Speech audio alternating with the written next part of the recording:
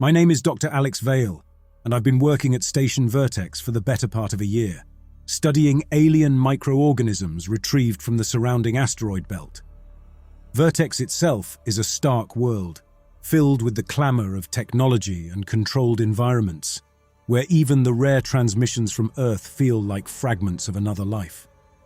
It's a place for quiet minds, for scientists like me who prefer the company of their research over human interactions. But a few days ago, I received something different, something truly unique. The specimen was brought in by a retrieval team last month.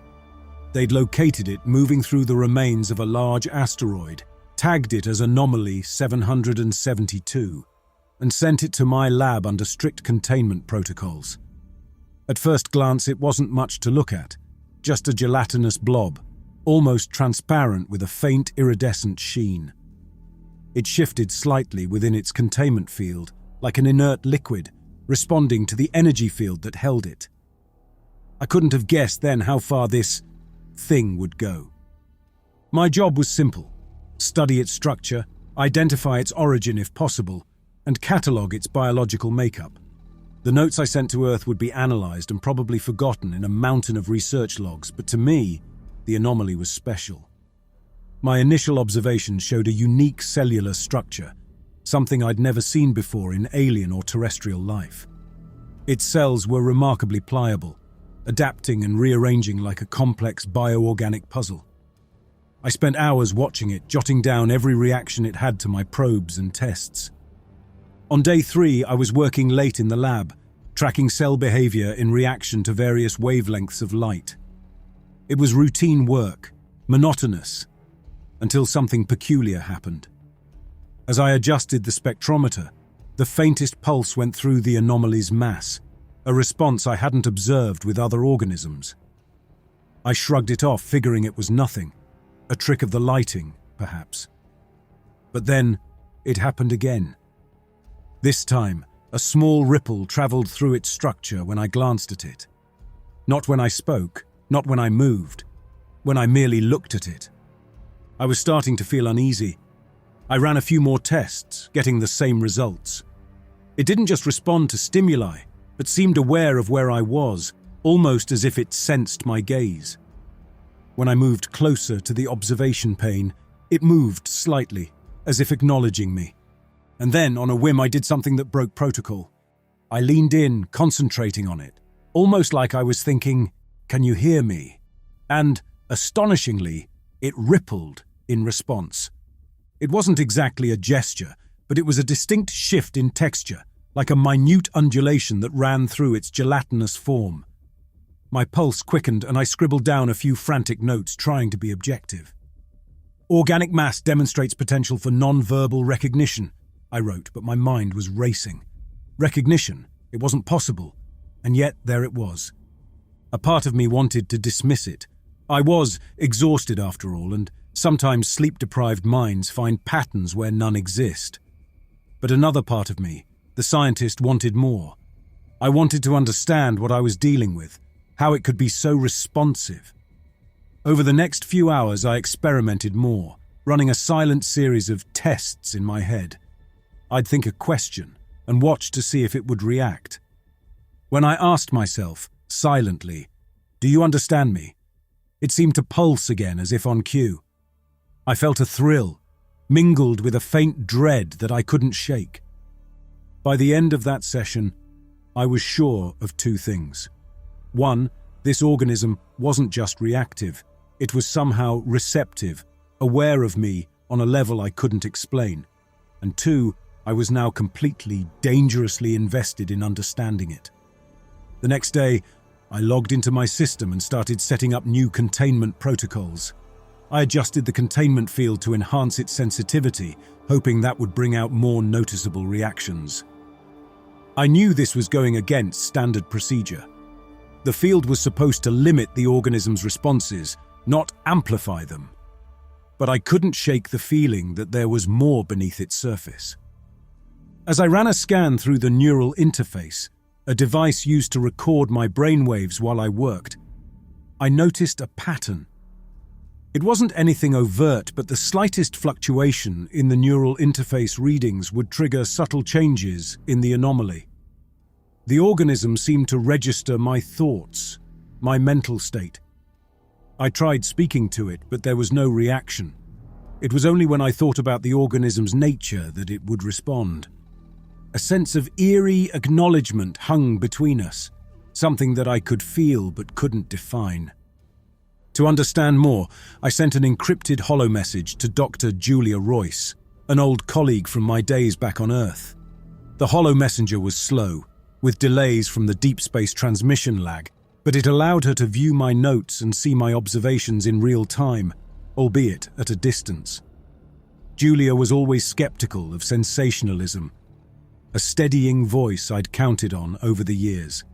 When her reply finally arrived, I watched the holographic message blink into life, her face slightly pixelated from the transmission. "Alex, be careful. You're out there alone with that thing, and isolation does strange things to the mind," she said, her tone laced with concern. "You're dealing with something we barely understand. I'd be cautious about making any assumptions about intelligence." I nodded to myself, staring at her image. I knew she was right, but I couldn't shake the feeling that this organism was different. I messaged back, "I know, but there's something about this one, Julia. I can't put my finger on it, but I think it's trying to communicate." Her next message was pragmatic, her voice hovering through the empty lab in sharp contrast to the silent organism in the containment field. "Be scientific, observe, record, but don't read into things that aren't there." It was solid advice, and I intended to follow it. But the moment her message faded, I found myself turning back to anomaly 772, resuming my tests almost compulsively, as if something about it was drawing me closer, a pull I couldn't explain.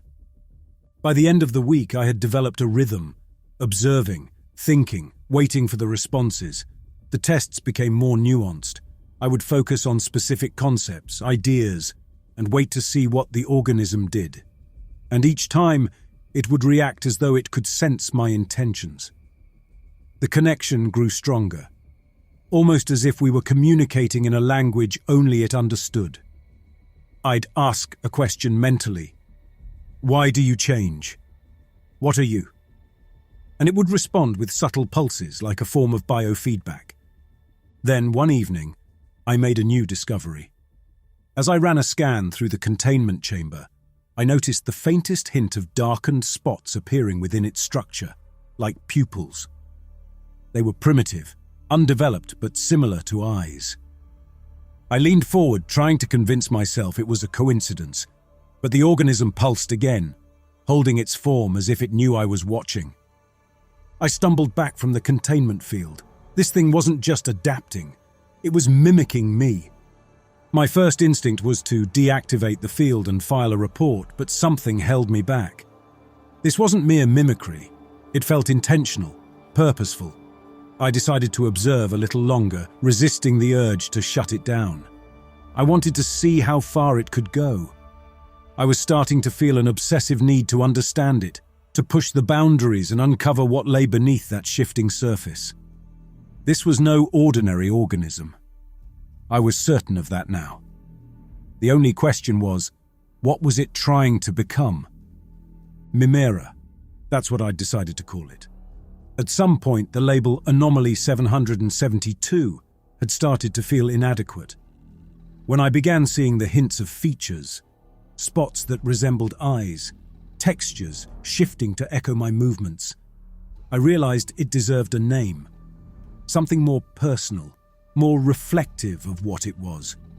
Mimera, a blend of mimic and chimera, for the way it seemed to take pieces of me and transform them into something disturbingly new. A hybrid, a mirror. Each session now followed a pattern. I'd sit before the containment field, watching Mimera as it responded to me, our silent exchange becoming almost rhythmic. Its reactions had gone beyond simple mimicry, though. Now the organism seemed to have moved on to more complex responses. Every gesture I made, it began to mirror with uncanny precision. If I leaned forward, it would swell towards the edge of its containment. If I tilted my head, a part of it would shift, reshaping itself, subtly becoming something almost familiar. I'd sit there, staring, mentally probing, watching the smallest flickers in its form. It was addictive. I'd catch myself thinking thoughts I'd never let another scientist know. "What do you know about me? What do you want?" And it would respond as if understanding. I tested it by shifting my focus, intentionally thinking questions as I recorded each reaction. Sometimes it would pulse faintly, as if affirming my curiosity. Other times its surface would smooth or ripple, as if it were processing, translating, and this was the truly unsettling part, considering my question before responding. But that wasn't the worst of it. The worst was when I started seeing my features emerge within it, not just as fleeting shapes, but as specific characteristics. Mimira's structure began adopting qualities that were mine. The darkened spots that resembled eyes had grown more defined, and their positions began to align disturbingly well with my own. It even began to reflect subtle details, like the shape of my mouth, the slight lines I'd noticed under my eyes in recent years. Every time I sat with it, Mimira added a new part of me to its assembly. My heart hammered in my chest each time I witnessed it. I knew I should report it, maybe even end the experiment. But every time I tried to pull back, something in me resisted, compelled to keep going. It was more than fascination. I felt a strange, indescribable connection that had gone beyond any professional interest. One night, I decided to test the limits of our link. I set up the neural interface for a detailed scan. The interface was intended to help researchers monitor brainwave responses while observing new lifeforms, keeping a record of unconscious reactions, a precautionary measure to avoid contamination of thought in scientific studies. It was a tool that allowed us to map our own neural impulses while working, a safeguard more than anything. But I knew it could do more. I could use it to measure my thoughts and see if Mimira was, in fact, detecting them. And more importantly, I could try to send something specific. I slipped the headset on, feeling the touch of the sensors against my skin. I set the scanner to record my brainwave patterns in real time, the data feeding directly into the containment module where Mimira rested. It pulsed as I powered up the interface, the undulating shift of its form giving me a chill. I took a deep breath, steadying myself and focused. "Can you understand me?" I waited, holding the thought like a silent command, concentrating hard. After a long pause, Mimira shifted, its surface rippling in acknowledgement, but this time the reaction was stronger, deeper. I saw a shape emerge, like a mouth, just for a moment, before it faded back into its amorphous form. I adjusted the neural interface, amplifying the signal slightly. I needed to know just how much it could read. I focused again, this time picturing the containment room, imagining myself inside it. The idea felt absurd, but I was driven by a need to see just how far this connection went. "Are you trying to understand me?" In response, Mimira's shape shifted once more. The dark spots, its eyes, fixed on me, and for the briefest moment I saw it mold into a shape almost identical to my silhouette, as if it were standing there, mirroring my posture, holding itself with my very stance. I felt a chill crawl up my spine. Mimira wasn't just reacting, it was studying me, mimicking my form and my essence. A few days later, I messaged Dr. Royce again, trying to keep my tone light. I explained the basics, that the organism's mimicry had intensified, that it seemed responsive to thought patterns, though I downplayed the extent of it. Her response, when it finally came back, was cautious. "Don't get too close, Alex," her hollow message advised. "Remember, this isn't about a bond, it's about data. Stay objective." I knew she was right, but objectivity was slipping further from my grasp every day. Naming it hadn't given me control. If anything, it felt like naming it had cemented our connection, something that seemed to reach past science and into a territory I wasn't prepared for. Now, each session felt like a test, a silent game between us, and every time I left the lab, I felt like I was leaving a part of myself behind, as if Mimera were drawing me in, cell by cell. The changes in Mimera became more unsettling by the day. It wasn't just mimicking my physical features now. It was echoing my smallest gestures, as though it were a moving, breathing mirror. I'd scratch my chin, and a darkened spot would appear on its surface, right where my hand had been. When I furrowed my brow in concentration, it would shift, forming a faint crease that faded as quickly as it appeared. One night, I sat across from Mimera, staring into its translucent form, which now contained faint suggestions of my own face, floating just below the surface. Mimera had crossed a threshold, embracing my features in ways that transcended mere mimicry. It was building a version of me. I leaned closer, my breath fogging up the containment glass as Mimera followed my every movement almost eagerly. Was it trying to become me? The next morning, I decided to run a final test, something that would confirm my suspicions about just how far Mimera had gone. I activated the bioimprint scanner, a device designed to record cellular and molecular structures. This wasn't part of my usual protocols, but I needed to know if Mimera's transformation was just mimicry, or something more. As the scan results came in, my stomach dropped. Mimera's cellular structure had begun to change. Bits of my own DNA sequences were present, embedded within its framework. I read the data over and over, hoping I'd made a mistake, but the readings were clear. Mimera wasn't just copying my physical traits, it was integrating them, using my genetic markers as a template. It was transforming itself on a molecular level, incorporating fragments of my own biology. Mimera was no ordinary organism. It had learned to blend, to incorporate, in a way that suggested an intelligence beyond mere adaptation. I had to consider the possibility that if it fully completed its transformation, it might be able to act, think, maybe even replace me. The thought left me shaken. I staggered back from the scanner, staring at the hybrid reflection in the containment field. In that moment, Mimera's dark eyes locked onto mine, a gleam of recognition passing between us. I felt as though I were looking at a predator sizing up its prey. I tried to shake it off, to convince myself that I could control this. After all, Mimera was still contained. It couldn't act independently, and its responses, though intelligent, were limited to mirroring me. But as the days passed, I felt paranoia creeping in. Every time I left the lab, I had this feeling that Mimera was watching me leave, following me somehow with those dark, empty eyes. One evening, I noticed something that pushed me over the edge. I was working late again, running through my notes, when I glanced up to see Mimera watching me intently. It wasn't just mirroring me, it was anticipating me. Every tiny movement, every nervous shift of my gaze was reflected instantly. I froze, testing the limits of its reaction. I moved my hand slowly, and Mimera's corresponding shape shifted almost in real time, as though it had learned to read my thoughts before I even acted on them.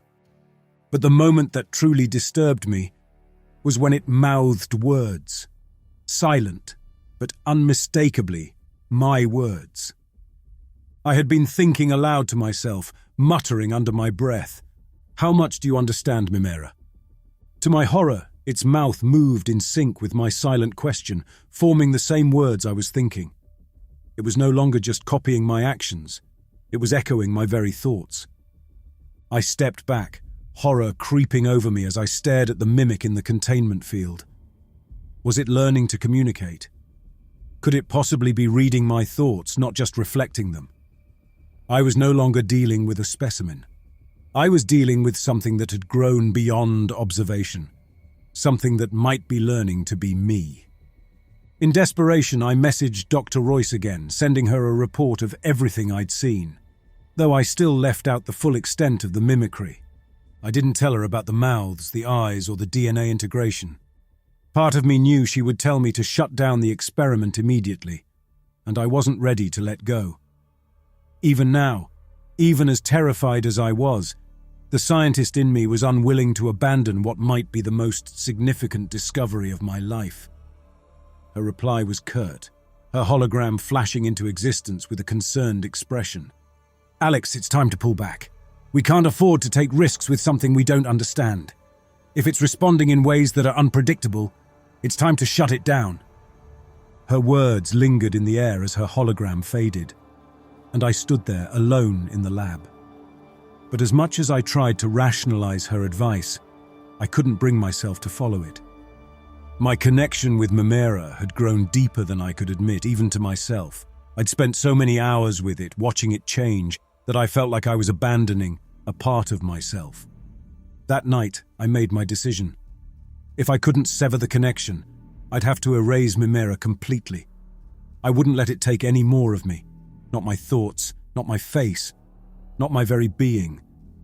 I began preparing the lab for a complete incineration protocol, setting up the containment field to isolate Mimicry's chamber while I initiated the sequence. I moved around the lab methodically, double-checking every parameter, every containment measure. The equipment hummed under my hands, readying itself to eliminate what I had allowed to grow, to mimic, to consume so much of me. I glanced through the glass at Mimicry. It was watching, holding the shape of my face, my features so precise it was almost like looking in a mirror. Only the faint dark spots where its eyes should have been reminded me that it wasn't human. But it was close. Too close. I activated the final stage, engaging the sequence. A deep, warning tone echoed through the lab as the incineration countdown began, and I found myself gripping the edge of the console, steadying myself. Mimicry didn't move at first, it just stared at me, my own face looking back with an expression I couldn't place. As the containment field began to glow, the mimicry grew sharper, its expression shifting from passive curiosity to something disturbingly human, almost pleading. I felt a pang of something I didn't want to acknowledge. Sympathy? I shook it off, telling myself it was just a reflex, a final adaptation to my emotions. The countdown hit 0, and the containment field flared. White-hot energy surged into the chamber, smoke swirling as the heat radiated, ready to incinerate every trace of Mimicry. I watched, waiting for it to dissolve, for the strange bond I'd created to be cut cleanly and permanently. But something went wrong. There was a sudden surge, a blinding flash, followed by an electric pop as sparks flew from the console. The entire lab's power grid flickered. Lights dimmed, came back, then cut out entirely, plunging the room into darkness. My vision spun, disoriented from the overload, and I staggered back, feeling a nauseating sense of weightlessness, as if my very being was slipping away. I couldn't see, couldn't hear, couldn't feel the ground beneath me. There was nothing but an endless void. Just as abruptly, the lights blinked back on. I stumbled, catching myself against the console. I blinked hard, trying to clear the disorientation, feeling as if I'd been half erased, half restored. When I finally steadied myself, I looked up and froze. Across the room, a figure stood, mirroring my own stance, my own self, staring back at me. For a long, silent moment, we just stared. The containment field was empty, charred residue clinging to its edges, suggesting that Mimicry had indeed been incinerated. And yet here it was, standing outside the containment field, looking at me. Or rather, I was looking at me. I felt a surge of panic. "Who are you?" I managed to ask. My reflection's mouth opened in perfect sync, repeating my own words back to me. But there was no lag, no delay. It wasn't merely echoing me. It was moving in sync, as though it knew exactly what I would do next. I felt the cold grip of dread settle in. "You're Mimicry," I said, voice trembling. The other Alex's face twisted slightly, brows furrowing. "No," he said, an edge of defiance in his voice. "You're Mimicry." My mind reeled. The containment field was empty. There was only me, and yet there was another me. Each of us clung to the belief that he was the real Alex. I could feel my own pulse racing, see my reflection's chest heaving in the exact same rhythm. We both remembered the incineration. We both remembered setting up the protocol, felt the disorientation. But now each of us stood here, looking at the other, unable to accept that he might be the mimic. Let's be rational about this, I said, trying to steady my breathing, my thoughts. One of us is real. One of us is Mimicry. There has to be a way to tell. The other me nodded, though the fear in his eyes mirrored mine. Agreed! We can't both be him. Then let's prove it. I gestured toward the containment chamber. We'll run a full identity scan. The neural interface in there can detect inconsistencies in memory patterns and organic brain function. If you're the real Alex, it'll confirm it. I managed to keep my tone steady, even as my pulse pounded in my ears. It's the only way we can know for sure. Mimicry hesitated, glancing at the containment chamber, doubt flickering in its eyes. I watched its hesitation, my heart racing as I silently urged it to take the bait. I could see the wheels turning in its mind, the same calculating logic I would have used. It wanted to prove itself real, to erase any doubt. Just like I did. After a long, tense moment, it nodded, squaring its shoulders with a look of grim determination. Fine, it said, moving slowly towards the containment chamber. But when the scan confirms that I'm the real Alex, you'll accept it. I didn't respond, keeping my face impassive, fighting to contain the surge of tension and anticipation coursing through me. I just nodded as Mimicry stepped into the containment chamber, positioning itself within the field. The door hissed shut behind it, sealing it inside. I moved back to the console, inputting the final sequence. The control panel flashed, awaiting my confirmation to initiate the scan. I stared at the button, the reality of my plan settling over me. I wasn't about to run a scan. The moment I pressed that button, the incineration protocol would activate, flooding the chamber with lethal heat. Mimicry, or Alex if I was wrong, would be erased completely, with no chance of survival. Mimicry looked at me from inside the chamber, its eyes filled with confidence and a flicker of vulnerability, almost human.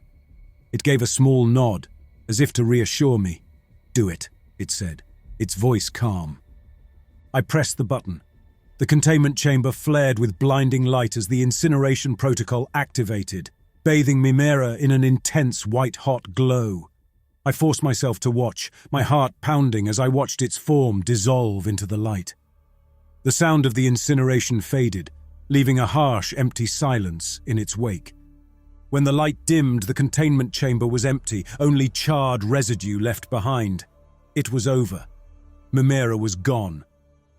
I staggered back from the console, suddenly feeling the weight of what I'd done. My reflection stared back at me from the glass, and for a moment, I didn't recognize myself. A faint doubt crept into my mind, whispering insidiously, "What if you were wrong? What if that was the real Alex Vale?" The thought gripped me, cold and fierce, as I stared into my own eyes, searching for some hint of truth. The face looking back was mine. But for the first time, I wasn't sure if it was truly me. I reached up, touching my own face, feeling the familiar contours, the warmth of my skin. Yet a strange numbness lingered beneath, as though a part of me had been stripped away. I couldn't escape the creeping certainty that somewhere in that incineration chamber, a piece of me, maybe the real me, had been burned away along with Mimicry.